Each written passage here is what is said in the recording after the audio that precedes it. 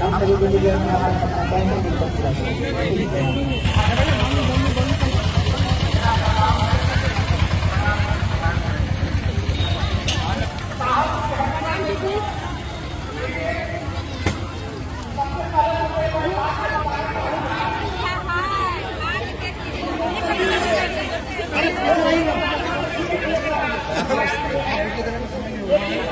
हाँ हम तो आ ही जाइए। रोक देना है कट पर। बस बस बस है वीरेंद्र, रोकिए, रोक देना है।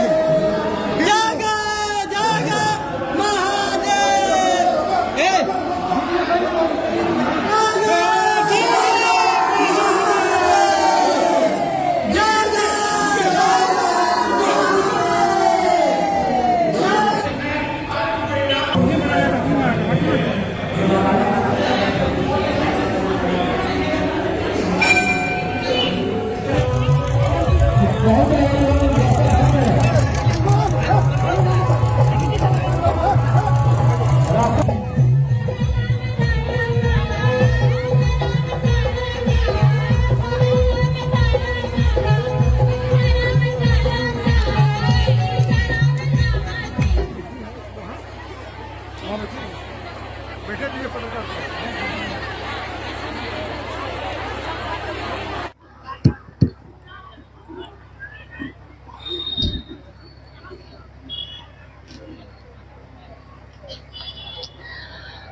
मेरे गुरु महेश्वर को मेरा प्रणाम है। इस कालखंड के प्रथम शिव के शिष्य और हम सबों के परम आदरणीय वरिष्ठ गुरु भ्राता साहब श्री हरिनानंद जी के चरणों में मेरा प्रणाम है। शक्ति स्वरूपा माँ दीदी नीलमानंद जी के चरणों में मेरा प्रणाम है। पाटन की इस पावन भूमि पे उपस्थित आप सभी गुरु भाई गुरु बहन के चरणों में मेरा प्रणाम है। आज का ये आगमन हम लोगों का ये पहले से आयोजित कोई कार्यक्रम नहीं है, लेकिन आज आप लोगों की उपस्थिति देखकर मुझको लगा कि साहब ने कहा कि जिस दिन भी वो गुजरे कहीं से शिव शिष्यों की उपस्थिति हर जगह देखने को मिले। जब जिस दिन ऐसा हो जाएगा तब मैं समझूंगा कि गुरु का कुछ काम हुआ है। तो आज साहब की उपस्थिति में हम सब गुरु भाई गुरु बहन यहाँ उनके साथ उपस्थित हैं, क्योंकि शिव शिष्यता की बात जहाँ भी जाएगी हमारे साहब और दीदी वहाँ हमेशा सदैव उपस्थित होंगे। आज इस प्रांगण में, ये प्रांगण है जहाँ हम आप बैठे हैं, लेकिन ये खेत का प्रांगण है। यानी शिव का शिष्य कहीं भी अपनी जगह बना लेता है, कहीं जगह ना मिले तो खेत में ही बैठ सकता है। कल हम लोग जहाँ थे पहाड़ पे ही बैठे थे, तो पहाड़ हो, झरना हो, नदी हो, सरसों के फूल खिले हों या खेत हो, कहीं भी बैठ के महादेव की बात हो सकती है। और जिस पावन भूमि पे हम आप आज यहाँ उपस्थित हैं, ये साहब और दीदी माँ के लौकिक जीवन की महत्वपूर्ण झलक यहाँ देखने को दुनिया को मिली। जिस साल वो यहाँ थे और उनके तीनों बच्चे साथ में, यहीं बगल में ब्लॉक ऑफिस है जहाँ पे बीडीओ साहब का आवास था। आज वो आवास खंडहर है, लेकिन किसी दिन वहां क्या रौनक थी। शिव को गुरु मानकर साहब हरिनानंद जी मन में शिव के प्रेम का दिया लेकर यही निवास कर रहे थे। माँ नीलमानंद भगवती स्वरूपा, शक्ति स्वरूपा, लेकिन एक सामान्य महिला की तरह उनके साथ रह रही थी। और लौकिक जीवन के उनके तीनों बच्चे जो छोटे छोटे थे। कितनी चमत्कारिक घटनाएं यहाँ हुई। साहब हमेशा कहते हैं कि मैंने शिव को गुरु बनाया था तो भगवान समझकर ही बनाया था। गुरु भगवान होते हैं तो भगवान गुरु क्यों नहीं है, मात्र इतना सोचकर ही बनाया था। यानी जिस दिन बनाया था उस दिन नहीं जानता था कि वो गुरु है भी कि नहीं।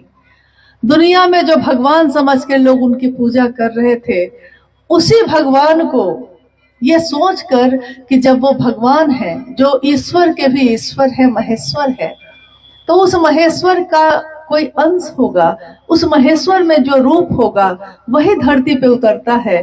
ऐसा मैंने सोचा तो मुझको लगा कि अगर गुरु भी कोई होगा धरती पे तो वो शिव गुरु होगा, तभी धरती पे भी कोई गुरु है। तो उन्होंने शिव को ही गुरु बना लिया। बाद में उनके जीवन में बहुत सारी घटनाएं हुई, तो उनके मन ने समझा या ग्रंथ और शास्त्रों में पढ़कर उन्होंने जाना कि हाँ, शिव तो सचमुच गुरु है। और ये आज मेरी अनुभूति नहीं है, सिर्फ ये हजारों वर्षों से ऋषियों की, मुनियों की, सिद्ध संतों की इस तरह की अनुभूति उनके जीवन में आई थी। लेकिन मेरे जीवन में जो आया है सबसे सुंदर, वो मैंने दूसरों के जीवन में नहीं दिया। तो फिर एक इंसान का ये कर्तव्य नहीं होता। एक इंसान शिव की सबसे सुंदर रचना, उसका कर्तव्य होता है कि जो सबसे सुंदर रंग उसके जीवन के हों, वो दूसरों को भी इस रंग में रंग डाले। इसीलिए शिव की चर्चा सुनने वाले लोग, शिव की चर्चा करने वाले लोगों की स्थिति ऐसी होती है कि लाली मेरे लाल की जित देखो तित लाल। मेरे यार की यानी मेरे शिव की कैसी लाली है ये कि जहां भी देखता हूँ, जहां भी देखूं वही लाल दिखाई देता है। लाली मेरे लाल की जित देखो तित लाल, लाली देखन में गई मैं भी हो गई लाल। यानी एक ऐसा रंग है कि जो देखने जाता है वो भी उसी रंग में रंग जाता है, जो बोलता है वो भी उसी रंग में रंग जाता है। और ये ऐसा रंग है शिव शिष्यता का जो एक बार चढ़ गया तो फिर दूसरा रंग नहीं चढ़ता उस पे। आपने देखा होगा जब होली का त्योहार आता है, हमारे घरों में बहुत सारे लोग तरह तरह के रंग हाथों में लगाकर लोगों के चेहरे पे लगाने जाते हैं। और कभी कभी मैंने खुद देखा कि एक दो बार ऐसा हुआ कि एक ऐसा कलर था, ऐसा रंग था वो कि जो लगा दिया गया तो पूरा चेहरा उस व्यक्ति का चमकने लगा। अब वो ऐसा पेंट जैसा था कि उसके ऊपर लाख और लोग हरे रंग, लाल रंग, पीले रंग लगाते रहे, लेकिन उस रंग पे दूसरा कोई रंग चढ़ा ही नहीं। ऐसा रंग लग चुका था उस चेहरे पे कि जो रंग दूसरा लगाता था वो लगता ही नहीं था, उतर जाता था। जो पहला लगा था वही लगा रह गया। वही मुझको स्मृति दिलाती है इस बात की कि शिव की शिष्यता का रंग भी ऐसा ही है। एक बार चढ़ गया तो जमाने के रंग कितने भी दिखते हैं, हम रहते हैं उसमें, लेकिन हमारे दिल में वो नहीं चढ़ता। आज इस पावन भूमि पे हम सब मिल रहे हैं, अपने गुरु शिव की बात हो रही है, बिना योजना के ये कार्यक्रम। लेकिन मैंने अभी कहा कि इस धरती ने कितने चमत्कार को देखा। साहब हरिंदरानंद जी ने जब शिव को गुरु बनाया, उनके बाद आने वाले 8 वर्षों में उन्होंने और मां नीलम आनंद जी ने दूसरे किसी से नहीं कहा कि शिव को गुरु बनाओ। 8 वर्ष बीत गए, लेकिन इन 8 वर्षों में इसी धरती पे ऐसे ऐसे चमत्कार हुए जिसको दुनिया के लोगों को जब आप बताइएगा तो शायद वो विश्वास भी न करें। उनको लगेगा कि ऐसे ही बात कर रहा है, ऐसा हुआ नहीं होगा। पूजा कक्ष में चावल बिछते थे और चावल पे शिव का संदेश आ जाता था। जो प्रश्न, जो जिज्ञासा लेकर जो बैठता उस पे उत्तर आ जाता। बेलपत्र की बारिश होने लगी, जिसको जो कहते सो हो जाता। जो सामने आता उसको देखकर साहब को समझ में आ जाता, पता चल जाता कि उसके जीवन में क्या होने वाला है। लेकिन बाद के जो 8 वर्ष बीते तो साहब हरिंदरानंद जी ने कहा कि मेरे मन ने यह समझ लिया कि शिव से ज्यादा मुझको और कुछ नहीं चाहिए, क्योंकि इन चमत्कारों से दुनिया नहीं चलती, जीवन नहीं चलेगा। शमशान साधना से, कब्रिस्तान साधना से जीवन नहीं चलता। इसीलिए उन्होंने हर उस काम को करके छोड़ते चले गए। वो शमशान साधना भी छोड़ी, कब्रिस्तान साधना भी छोड़ी, मंत्रों का जप भी छोड़ा, कुंडली साधना छोड़ा, सबका प्रयोग करके देख लिया। लेकिन सबका प्रयोग करके उन्होंने देखा कि हासिल कुछ भी नहीं होता, हाथ खाली के खाली ही रह जाते हैं। और एक दिन शिव को गुरु बनाकर जब चमत्कारों का सिलसिला शुरू हुआ, तब भी साहब ने कुछ वर्षों के बाद ये समझ लिया कि इन चमत्कारों से जगत का भला बहुत कुछ नहीं होने वाला है। हाँ, लोगों ने ये विश्वास कर लिया कि शिव सचमुच में गुरु होते हैं। तब उन्होंने सीधे सीधे लोगों से संवाद करना शुरू किया, हर व्यक्ति से ये कहना शुरू किया कि शिव मेरे गुरु हैं, तुम्हारे भी हो सकते हैं। कल हम लोग इसी पे चर्चा में बात कर रहे थे रेणुकूट में, कि हमारे जीवन में जब कोई अपना मिलता है और जिसको मेरा मन प्रेम करता है, हम चाहते हैं कि वो पूरी तरह सिर्फ मेरा रहे, हम दूसरे के साथ उसको नहीं बांटना चाहते। जैसे मेरा बच्चा मुझको प्रेम करता है तब तक तो ठीक है, लेकिन जिस दिन वो किसी पड़ोस वाली आंटी को ज्यादा प्रेम करने लगता है तो उसकी माँ के कलेजे पे सांप लौट जाता है। उसको लगता है कि अरे मेरा बेटा है, दूसरे को कैसे ज्यादा प्रेम कर सकता है। नहीं, बच्चा बड़ा होता है। कल हम लोग यही बात कर रहे थे कि कभी कभी होता क्या है कि जब बच्चा मेरा बड़ा हो गया है, अब उसकी शादी हो रही है कहीं और, तो शादी हो रही है तो अब वो बटेगा। माँ के मन में भावना होती है कि अब ये प्यार बटेगा, यानी कि कोई दूसरी आएगी जिसको मेरा बेटा प्रेम करने लगेगा और मेरे से जो उसका प्रेम था वो बंटवारा हो जाएगा उसका। तो उस माँ को ये बर्दाश्त नहीं हो पाता। लेकिन सोचिए कि हमारे जीवन में जितने भी रिश्ते हैं, जिसको भी हम प्रेम करते हैं, हम चाहते हैं कि वो सिर्फ मेरा बन के रहे। साहब हरिनानंद जी ने शिव को अपना गुरु बनाया। कायदे से तो उनको भी यही सोचना चाहिए था कि ये शिव जो मेरा गुरु हुआ है, ये सिर्फ मेरा गुरु बन के रहे, किसी और का नहीं बने। मैं भी सिर्फ इसका बन के रहूं, किसी और का नहीं बनूं। लेकिन ऐसा हुआ? ठीक इसका उल्टा हुआ, क्योंकि दुनिया के लोग संकीर्णता से सोच सकते हैं, लेकिन जो शिव की तरफ से आता है, जो शिव की दुनिया से आता है, वो संकीर्ण नहीं होता और उसका मन इतना विशाल होता है कि पूरा जगत उसमें समाहित हो सकता है। साहब हरिनानंद जी ने ये आवाहन किया धरती के लोगों का कि आइए, आपके भी गुरु शिव हो सकते हैं। मैंने शिष्य बनकर परीक्षा की है, आपकी परीक्षा प्रार्थनीय है। प्रारंभिक समय में जब साहब ने ये बात कहनी शुरू की थी लोगों से, उन्होंने कहा था कि मैंने परीक्षा की है कि शिव गुरु हैं, सचमुच में है, आपकी परीक्षा प्रार्थनीय है, परीक्षा कर लीजिए। मेरे कहने पे विश्वास नहीं होता है तो कोई बात नहीं, परीक्षा कर लीजिए। और उसके बाद सचमुच लोगों ने परीक्षा की, शिव को गुरु बनाया, तीनों सूत्र करना शुरू किया और हर समस्या का हल यही तीनों सूत्र था। ऐसा कैसे हो सकता है कि हमारे जीवन में अलग अलग दुख है, अलग अलग समस्या है। किसी के जीवन में कोई दुख है, कोई बीमारी से बाधित है, कोई मानसिक रोग से बाधित है, किसी का शरीर नहीं चल पा रहा है, कोई गरीब है, किसी को संतान नहीं, किसी के जीवन में खुशी नहीं, अनेक चीजें हैं, अनेक बेचैनी और परेशानी है जीवन में। सबकी बेचैनी अलग अलग है, सबकी समस्या अलग अलग है। लेकिन साहब हरिनानंद जी ने हमेशा कहा कि शिव से दया मांगो, शिव की थोड़ी सी बात करो और शिव को प्रणाम करो, बस इतना ही। तो हमारा जो मन है, जो करता मन है, जो सोचता है कि जब तक कुछ करेंगे नहीं मिलेगा कैसे, क्योंकि पूजा में तो हम यही करते हैं, कुछ ना कुछ करते हैं, तब सोचते हैं कि अब महादेव दया करेंगे। पूजा में जल चढ़ाएंगे, दूध चढ़ाएंगे, बेलपत्र चढ़ाएंगे, तब ना महादेव दया करेंगे। लेकिन ये शिव से हरिनानंद जी क्या कह रहे हैं? ये तो कह रहे हैं कि कुछ भी नहीं करो तब भी सिर्फ मन में ये तीनों काम कर लोगे तो परिणाम उतना ही आएगा। ये कैसे होगा? लोगों ने परीक्षा की, लोगों ने इसको करके देखा, उनके जीवन की समस्या अपने आप सुलझती चली गई। अपने आप सुलझ जाएंगे सारे उलझे धागे।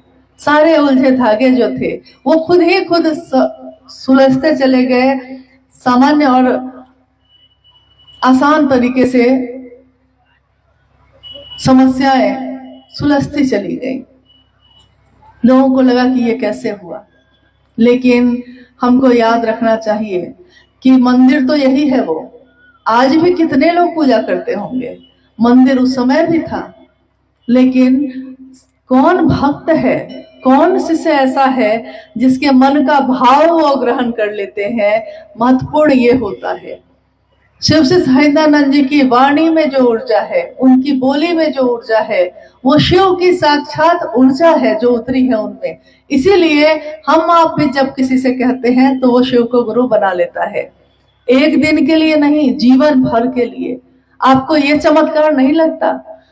शिवलिंग से किसी ने पेड़ा मांगा है तो मिल गया, ये चमत्कार है।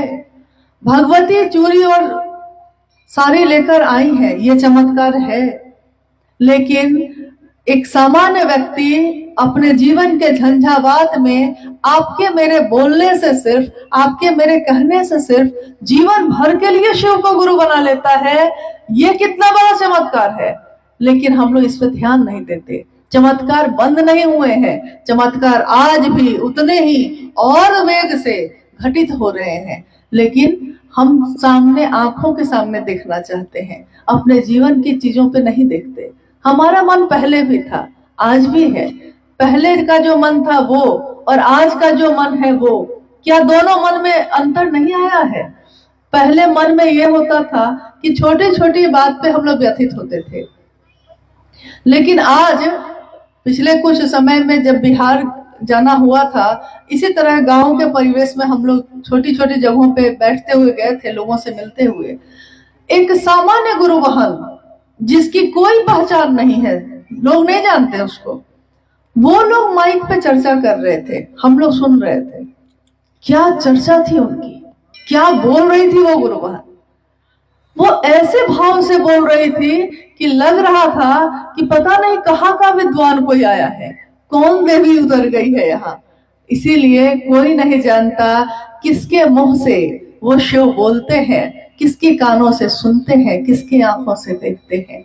साहब हरिंद्रानंद जी ने कहा, वो शिव जो इन आंखों से दिखाई नहीं देता, लेकिन आपके मेरे माध्यम से ही जगत में चलता है, हजार पैरों से चलता है, हजार आंखों से देखता है, हजार कानों से सुनता है।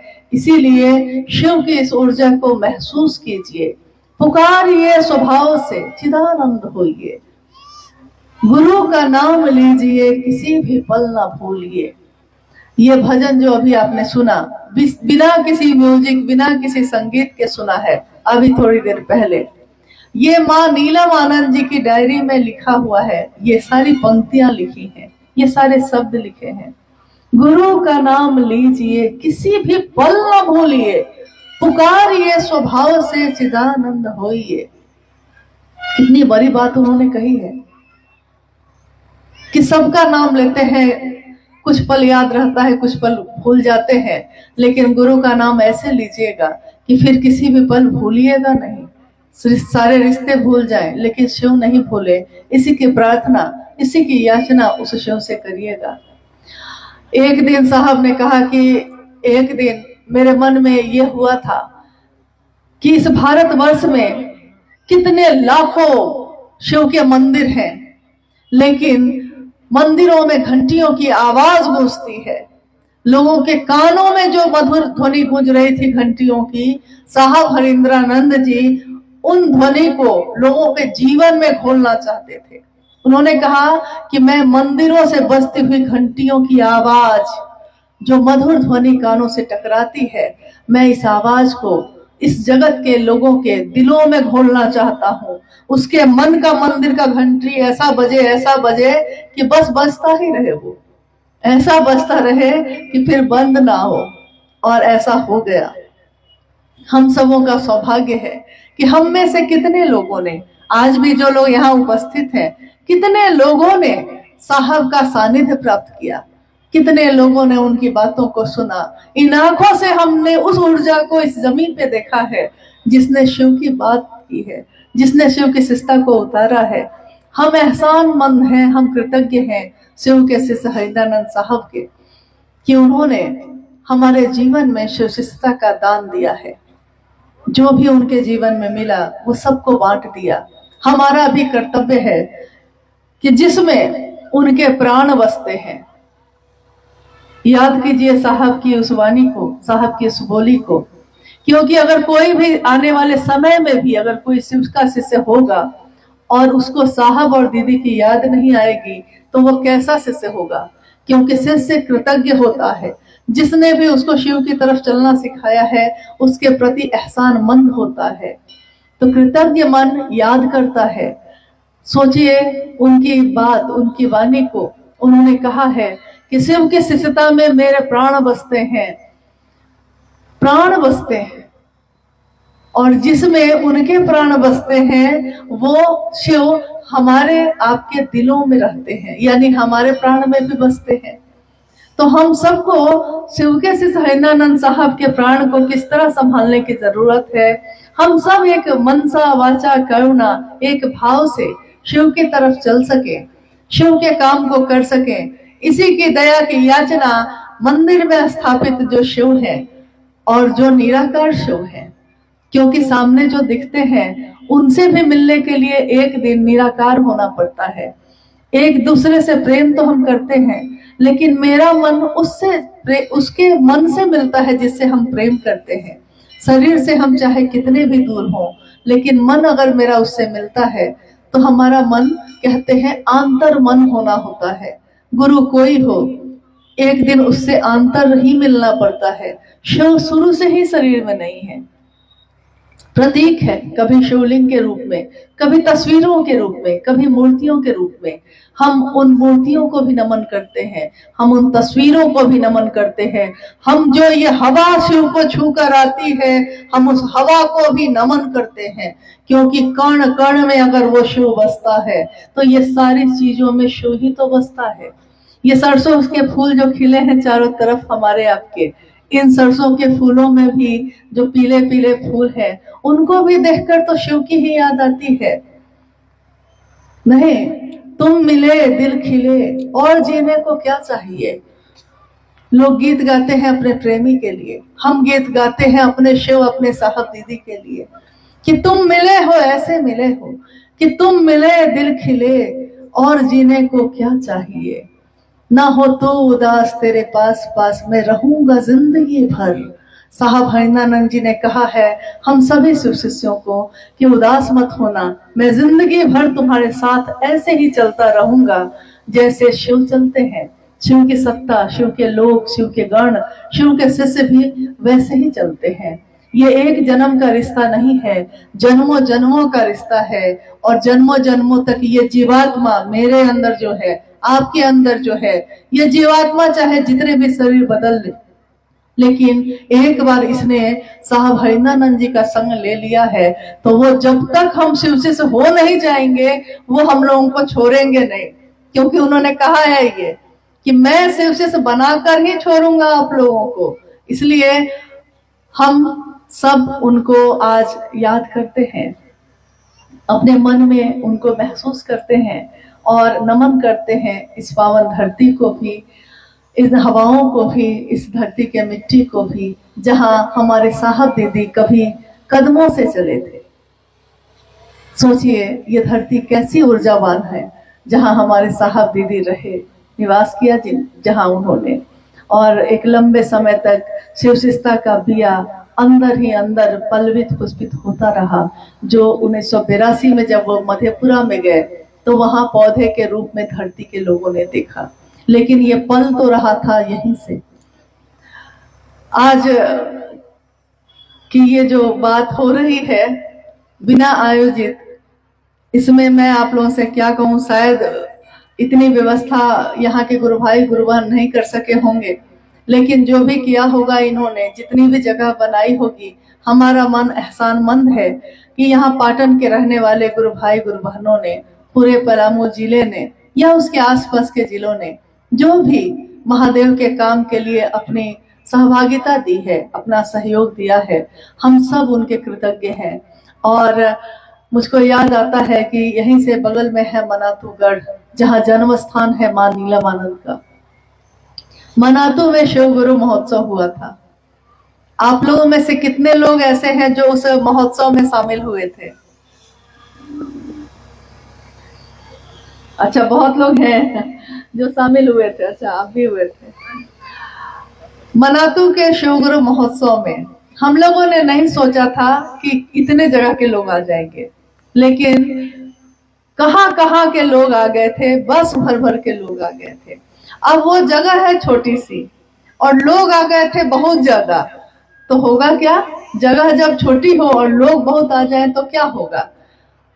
हम लोगों ने देखा रात में, जब हम लोगों को देखने हम लोग गए, मतलब गांव में जहां जहां लोग एक रात पहले आ गए थे, तो मैंने देखा कि चाहे वो हिंदू हो, मुसलमान हो, किसी भी जाति किसी भी धर्म के लोग जो वहां रहते थे, उन लोगों ने अपने घर के दरवाजे को खोल दिया था, खुद बाहर निकल गए थे और लोगों को अपने घर के बिस्तर पे जगह दी थी। जो उनके घर में था उपलब्ध वही खुद भी खाया और जो आने वाले लोग थे उनको भी खिलाया। थोड़ा ही था, थोड़े में गुजारा कर लिया। शिव की शिष्यता यही तो परिलक्षित होती है कि जो है मेरे पास मैं उसको भी दे सकती हूँ कि नहीं। क्योंकि बड़े बड़े लोग, बड़े बड़े महल के लोग भी इतना बड़ा दिल नहीं रख पाते हैं, लेकिन छोटी कुटिया में रहने वाला कोई अपनी कुटिया को भी खोल के दे देता है कि आइए भाई, जहां जगह मिले रह जाइए। तो शिव शिष्यता ऐसी ही होती है, जहां जाइए जगह हो ना हो जगह बन जाती है। मन भी ऐसा ही होता है, उसको अगर संकीर्ण करिएगा तो वो सिकुड़ता चला जाता है, अगर महादेव का साथ लीजिएगा तो वो विस्तार पाता चला जाता है, फैलता चला जाता है।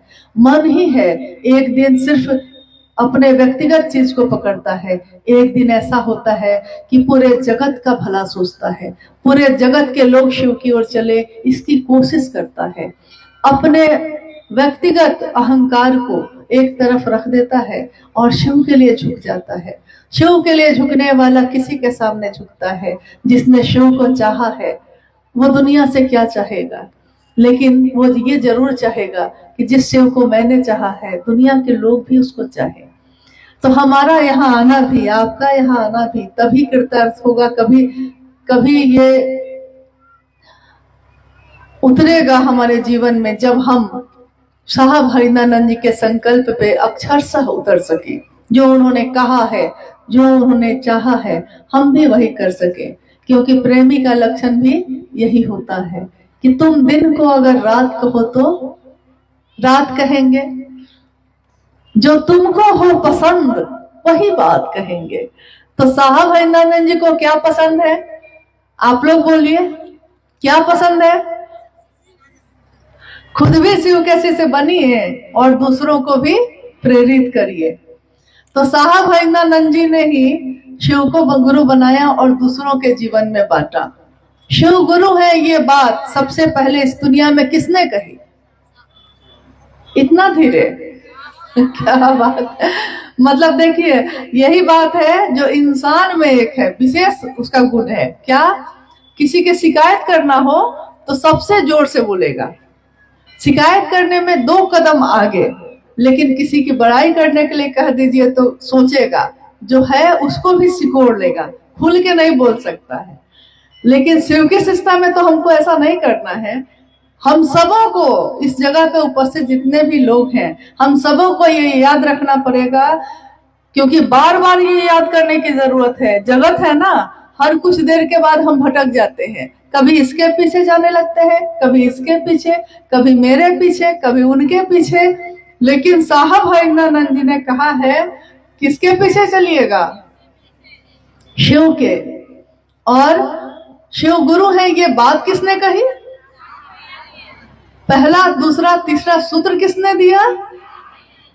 धीरे धीरे आ रही है गर्मी जोश धीरे धीरे आ रहा है। तो ये तीनों सूत्र के लिए किसने कहा? तो साहब हरिनानंद जी ने। और इन तीनों सूत्रों को कहा जाता है कि जिसका आदेश होता है उसी का बल, उसी की ऊर्जा उस आदेश में काम करती है। आदेश है गुरु शिव का, उतरा साहब हरिनानंद जी के माध्यम से। क्यों उतरा? क्यों नहीं हम लोग के माध्यम से उतरा?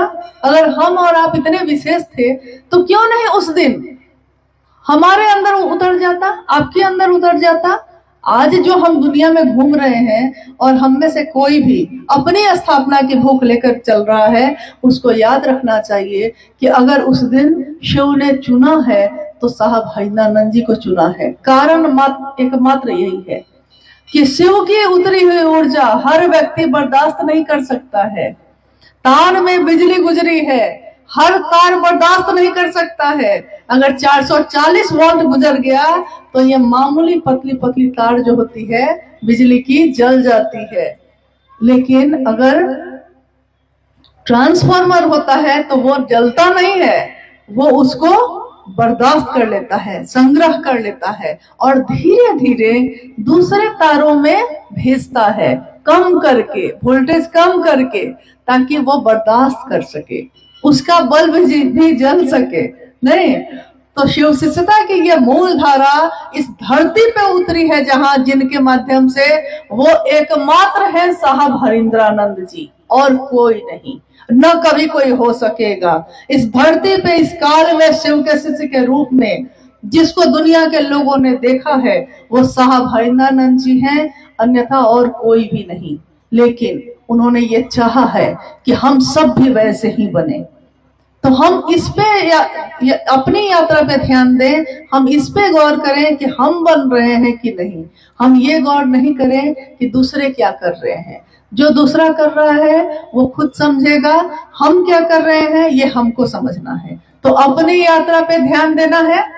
आप लोग इससे सहमत हैं कि हमको अपनी यात्रा पे ध्यान देना है, हमको अपने गुरु शिव को याद रखना है, हमको हमेशा साहब दीदी का साथ लेकर चलना है, और हम चलेंगे सबके साथ, दिखेंगे सबके साथ, लेकिन मेरे दिल में राज कौन करता है?